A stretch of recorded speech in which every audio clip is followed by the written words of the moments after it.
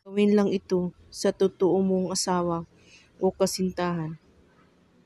Gawin lang ito kahit anong oras at araw.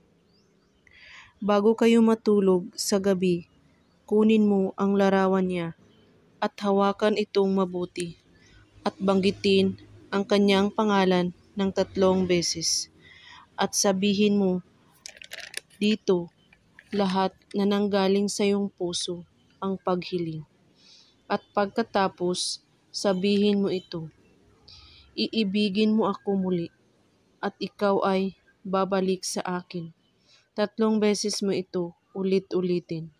At pagkatapos, ihipan mo ang larawan niya ng 3 beses at ilagay ito sa ilalim ng iyong unan.